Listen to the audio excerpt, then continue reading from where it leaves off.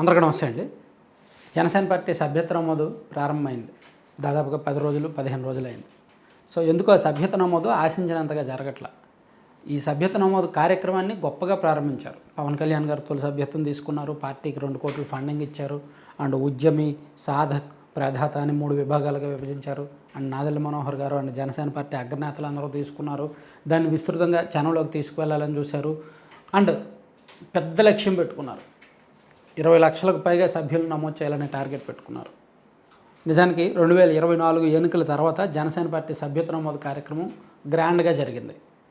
1 million target పెట్టుకొని 12 లక్షల మందిని చేర్చుకున్నారు. 12,64,000 మందిని సభ్యులుగా చేర్చారు. సో వాళ్ళు అనుకున్న లక్ష్యానికి మించే 2024లో చేర్చారు. కానీ ఇప్పుడు ఎందుకో సభ్యత్వ నమోదు ఆశించినంతగా అంత అగ్రెసివ్గా అంత రిజల్ట్స్గా రావట్లేదు. దానికి కారణం ఏంటంటే నిజానికి ఏ పార్టీ అయినా సరే సభ్యత్వ నమోదు ప్రారంభించే టైం బాండ్ ఒకటి ఉంటుంది, టైం పీరియడ్ ఒకటి ఉంటుంది.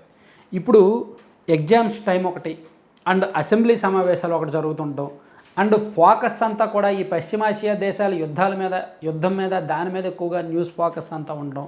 సో ఇతర అంశాల మీద ఎక్కువగా ఫోకస్ ఉండడంతో జనసేన పార్టీ సభ్యత్వం మీద ప్రచారం తక్కువైంది, ప్రచారం కొరబడింది. పోనీ ఆ పార్టీ యూత్ సోషల్ మీడియా కుర్రాళ్ళు ఏమైనా యాక్టివ్గా పార్టిసిపేట్ చేస్తారనుకుంటే ఇప్పుడు ఎగ్జామ్స్ టైం కాబట్టి ఎక్కువగా కాలేజ్ చదువుకున్న వాళ్ళు ఆ 18 to 25 ఆ గ్రూపే జనసేన పార్టీకి కీలకం. సోషల్ మీడియాలో పనిచేసే వాళ్ళు వాళ్ళందరికీ ఇప్పుడు ఎగ్జామ్స్ టైం అవడంతో వాళ్ళు కొంచెం ఆ పనిలో బిజీగా ఉన్నారు. సోషల్ మీడియాలో అంత యాక్టివ్గా లేరు. అండ్ ఈ ఎంప్లాయీస్ కొంతమంది ఉన్నప్పటికీ, సెటిల్ అయిన వాళ్ళు ఉన్నప్పటికీ వాళ్ళు ఇతర అంశాల మీద ఫోకస్ పెడుతున్నారు. సో ఓవరాల్గా జనసేన పార్టీ సభ్యత్వం డల్గా సాగడానికి రీజన్ అదే.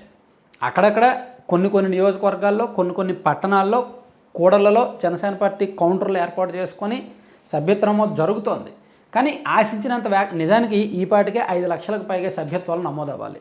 కానీ 2 లక్షలు 2.5 లక్షలు కూడా అవ్వలేదు అనేది ఆ పార్టీ వర్గాల నుంచి వస్తున్న సమాచారం.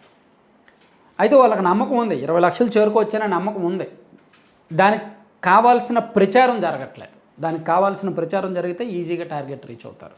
ఇక్కడ లోపం ఎక్కడ వస్తుందంటే మెయిన్ జనసేన పార్టీ అంటే వాళ్ళ ఇప్పుడు టీడీపీకో లేదంటే వైసీపీకో ఉన్నంత వ్యవస్థీకృతమైన బలం జనసేనకు లేదు. అండ్ మీడియాపరమైన బలం జనసేన పార్టీకి లేదు. వాళ్ళ బలం అంతా కూడా youth vote bank and educated వాళ్ళేమో ఇతర వ్యవహారాల్లో ఉన్నారు.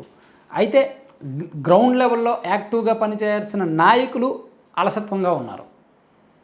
నిజానికి శ్రీకాకుళం జిల్లా నుంచి ఇటు గుంటూరు జిల్లా వరకు ప్రతి నియోజకవర్గంలో కూడా పార్టీకి సభ్యత్వాలు ఈజీగా చేర్చవచ్చు. ముఖ్యంగా ఉభయ గోదావరి జిల్లాలు, అటు కృష్ణా అండ్ విశాఖపట్నం ఈ 4 జిల్లాల్లో యావరేజ్గా ప్రతి నియోజకవర్గంలో 10,000 మందిని సభ్యులుగా చేర్చవచ్చు. చాలా సులువు అది. విశాఖపట్నం జిల్లా 15 నియోజకవర్గాలు, 15లో ఈజీగా 8 నియోజకవర్గాల్లో జనసేన పార్టీకి బలం బాగుంది. సో అక్కడ 12,000 నుంచి 15,000 మందిని చేర్చడం పెద్ద కష్టం కాదు. అలాగే ఉభయ గోదావరి జిల్లాలో ఈ 2 జిల్లాల్లో కలిపి 15 అండ్ 19 34 నియోజకవర్గాలు ఉన్నాయి. ఈ 34లో జనసేన పార్టీకి 25 నియోజకవర్గాల్లో గ్రౌండ్ లెవెల్లో మంచి పట్టు ఉంది, బలం ఉంది. సో ఇక్కడ కూడా ఈజీగా 12 నుంచి 15,000 మందిని చేర్చవచ్చు. అండ్ కృష్ణా జిల్లా, గుంటూరు జిల్లా ఈ 2 జిల్లాల్లో కూడా ఈజీగా ఒక 10 నియోజకవర్గాల్లో 10 నుంచి 12,000 మందిని చేర్చవచ్చు. సో ఈ 5 జిల్లాల్లోనే జనసేన పార్టీ గట్టిగా ఫోకస్ పెడితే 10 లక్షల మందిని చేర్చడం ఈజీ. మిగిలిన ప్రాంతాల్లో అటు శ్రీకాకుళం, విజయనగరం అండ్ ప్రకాశం, నెల్లూరు ఆ జిల్లాల్లో మిగిలిన టార్గెట్ చేసుకోవచ్చు అనమాట. అయితే ఎందుకో ఆ పార్టీ అంతగా ఫోకస్ పెట్టకపోవడం, లీడర్స్ గ్రౌండ్ లెవెల్లో అంత చురుగ్గా లేకపోవడమే సమస్య. సో పవన్ కళ్యాణ్ గారు కూడా అది గమనించి దాని మీద రివ్యూ చేసి కొంతమందికి సీరియస్గానే చెప్పారు. కొన్ని నియోజకవర్గాలకు టార్గెట్ కూడా పెట్టారు. చూడండి, లాస్ట్ ఇయర్ తెలుగుదేశం పార్టీ సభ్యత్వ నమోదు జరిగింది. అప్పుడు తెలుగుదేశం పార్టీ ఏం చేశారు, టార్గెట్ పెట్టారు. అంతకుముందు సభ్యత్వ నమోదుల్లో 30,000 మంది సభ్యులు ఉన్న నియోజకవర్గాల్లో 40,000 టార్గెట్ పెట్టారు. 20,000 సభ్యులు ఉన్న నియోజకవర్గాల్లో 25,000, 30,000 టార్గెట్ పెట్టారు. అలాగే ఇప్పుడు జనసేన పార్టీ కూడా వాళ్ళకి సభ్యులుగా ఉన్న ఈ ప్రాంతాలను చూసుకొని, నియోజకవర్గాలను చూసుకొని టార్గెట్లు పెడితే, టార్గెటెడ్గా చేస్తే ఈజీ అవుద్ది. లేదు నియోజకవర్గాల ఇన్ఛార్జీలు కానీ, ఎమ్మెల్యేలు కానీ గ్రౌండ్ లెవెల్లో జిల్లా స్థాయి నాయకత్వాలు ఎప్పటికప్పుడు డైలీ మానిటర్ చేస్తూ డైలీ దాని మీద రివ్యూలు చేస్తూ ఏ రోజు ఎంత అయింది అని అప్డేట్స్ తీసుకుంటూ ఉంటుంది. కానీ తెలుగుదేశం పార్టీ సభ్యత్వ నమోదు ఏం చేశారు, వాళ్ళు అధికారాన్ని వాడుకున్నారు.